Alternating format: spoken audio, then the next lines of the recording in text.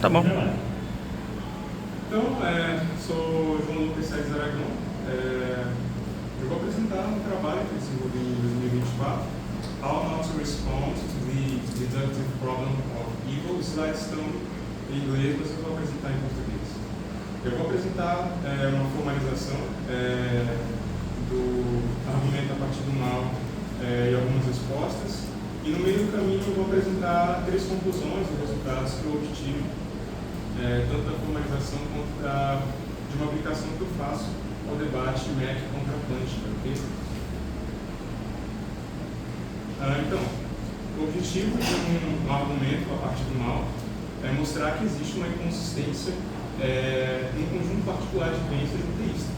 A crença de que Deus existe, caracterização, que eu vou representar pela letra G. A crença de que o mal existe, vou representar pela letra E, também chamado pelo Graham de datum. E uma proposição chamada link, que o ateólogo visa argumentar a favor para que o teísta aceite. E o link é uma proposição para onde, se você toma conjuntamente a caracterização e o datum, você obtém uma contradição. A gente vai ver como aplicando no argumento do mal do método. Ele coloca 2 proposições que juntas formam uma caracterização dele. Deus é onipotente, Deus é totalmente bom. O datum, há mal. E o link, os 2 links, né? Uma coisa boa elimina o mal tanto quanto ela puder, e não há limite para o que um ser onipotente possa fazer. Então, a partir dessas proposições, o MEC infere que há mal, que não há mal, que é uma contradição. Para tentar se opor a argumentos do mal, a pessoa pode formular uma teodiceia ou uma defesa. Uma teodiceia é uma explicação do porquê que um ser onipotente, onisciente, totalmente bom, permite a existência do mal no mundo que ele criou. E a teodiceia tenta ser uma razão atual que explique todos esses supostos fatos. Uma defesa, ela se parece com uma teodiceia, não necessariamente o conteúdo proposicional muda, mas a intenção com que se postula uma defesa muda. A defesa, ela tenta ser uma explicação possível e não necessariamente atual dos fatos anteriores, de que há um Deus onipotente, totalmente bom, mal, essas coisas. E quando você pensa, quando você coloca a defesa como uma possibilidade, você tem que distinguir que tipo de possibilidade você está falando.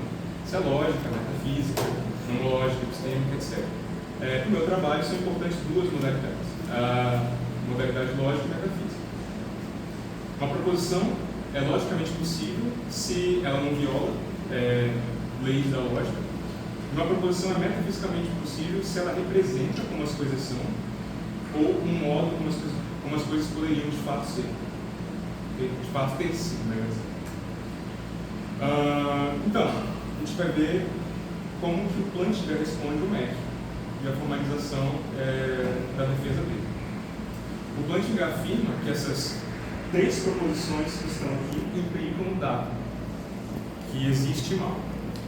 A primeira é que Deus é onipotente, onisciente, totalmente bom. A segunda é que não estava no poder de Deus criar um bem moral, mas sem mal moral.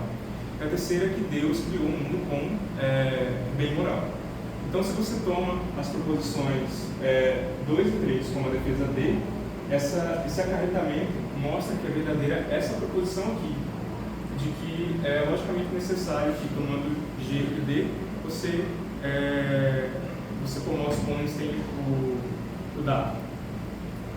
Então, ele vai argumentar a favor de outra proposição, através da tese de que possivelmente toda essência sofre de depravação transmundial, que é uma coisa que eu não vou precisar explicar aqui, não faz diferença para o meu ponto.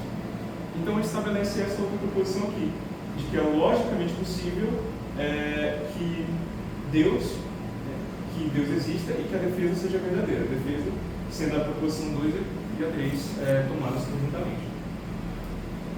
Bom, quando você tem essas 2 proposições, você deduz em lógica modal que é logicamente possível que haja Deus e mal.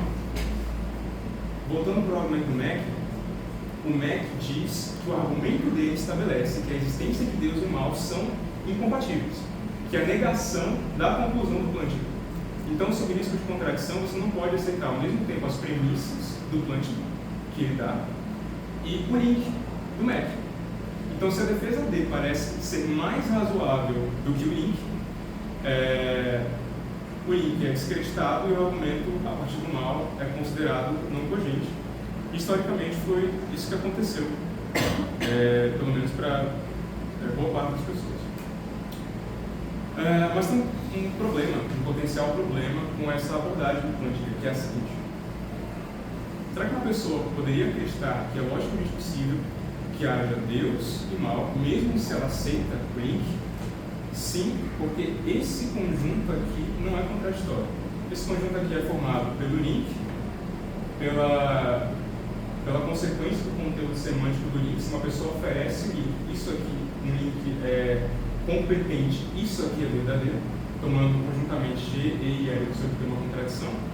E essa aqui é a proposição de que Deus e o mal são logicamente compatíveis. Esse conjunto ele não é inconsistente.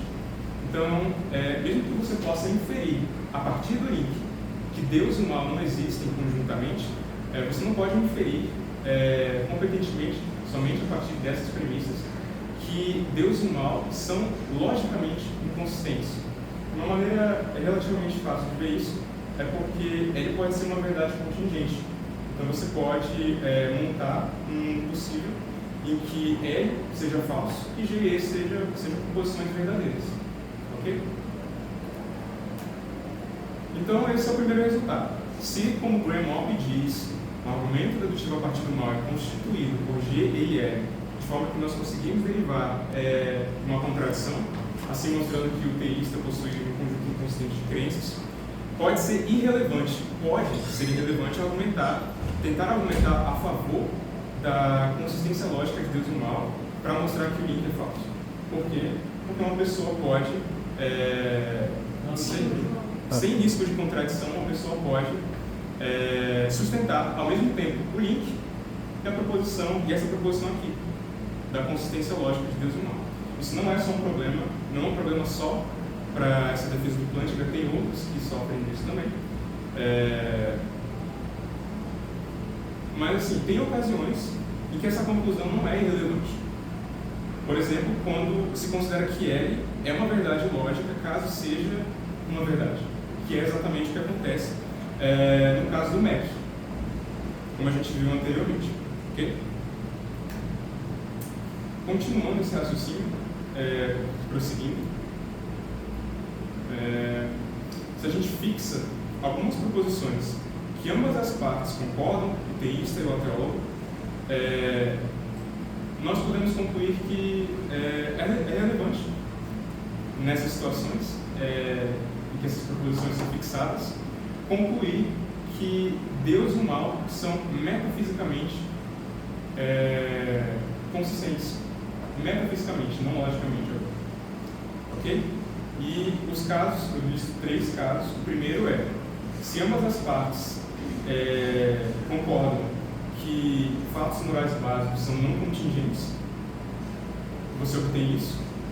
O segundo caso, se ambas as partes concordam que Deus é um ser não contingente e também se aceitam esse possível corolário de alguma metaética teísta, de alguma compreensão metaética teísta, de que se Deus existe, então fatos morais básicos eles são não contingentes. O terceiro caso, que é o mais forte de todos na minha opinião, é esse aqui. Se é aceitável que Deus é não contingente e que há mal, então é relevante, pode ser relevante argumentar a favor disso aqui. Ok? E eu falo aqui que esse último conjunto é particularmente forte porque isso é geralmente concordado entre as partes. Geralmente é concordado que Deus é não contingente e que há mal. A gente vai assumir isso no terceiro resultado, okay? Mas o segundo resultado já é esse aqui. O problema dedutivo do mal pode ser visto como um problema de incompatibilidade metafísica entre Deus e o mal. Agora eu vou colocar aqui alguns lemas que vão ser importantes para estabelecer o terceiro resultado. Novamente, como eu falei, eu vou assumir não contingência divina e vou assumir que há mal de fato. Se você assumir isso, Então, através do sistema D de lógica modal, considerando a relação de acessibilidade reflexiva, você obtém, primeiramente, que Deus existe se e somente se ele é metafisicamente compatível com o mal. E você obtém também que Deus é possível se e somente se ele é metafisicamente compatível com o mal. Ok? Agora, relembre a estrutura modal do argumento do Plantinga, da defesa do Plantinga. Primeiramente, você tem essa relação de acarretamento aqui, de que se você toma G e a defesa conjuntamente, você obtém E, que é o dado. E você tem essa proposição aqui, que é a outra que ele defende, de que G e D são metafisicamente consistentes. E aí ele obtém a negação do argumento do Mack, que é de que Deus e o mal são logicamente consistentes. Agora, notem essa outra coisa aqui que é muito importante para o terceiro resultado. Se Deus e a defesa são metafisicamente consistentes, metafisicamente possíveis, se você admite isso aqui, isso tem como consequência de que Deus é metafisicamente possível. Ok? Então, o nosso terceiro resultado vai ser esse. Se a gente usa a mesma estrutura modal do argumento do Plantinga para tentar defender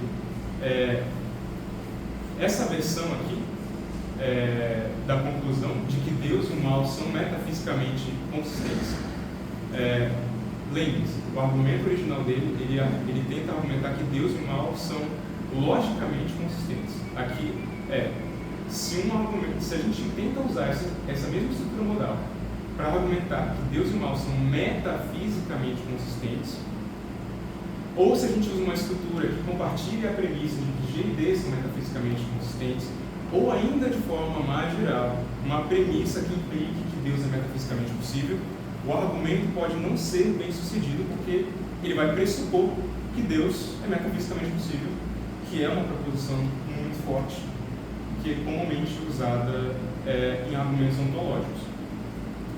Então, sob as condições que eu dei acima, a defesa D é redundante, porque a gente precisa pressupor primeiro, para obter essa premissa aqui, que Deus é metafisicamente possível. Só que se a gente pressupõe isso, a gente obtém diretamente que Deus e o mal são metafisicamente consistentes. Por quê? Por conta desse lema aqui. Se você assume, claro, não contingência divina, e se você assume o dado de que há mal, de que há sofrimento, esse é o terceiro resultado. E é isso que dá título à minha apresentação. É assim que você não responde ao argumento, ao problema dedutivo do mal, empregando essa estratégia, essa mesma estratégia do Plantinga, nesse cenário levemente modificado, que eu percebi que poderia se dar em alguns contextos bem relevantes, na minha opinião. Há um tópico para investigações posteriores que é o seguinte: nessa defesa que é metafisicamente possível, a defesa D mesmo, ela é redundante para estabelecer que o link L é falso, como a gente já viu. Mas isso significa que o projeto de você tentar construir uma defesa é inútil, uma defesa metafisicamente possível é inútil? Não necessariamente, porque defesas e teodiceias podem ter um papel explanatório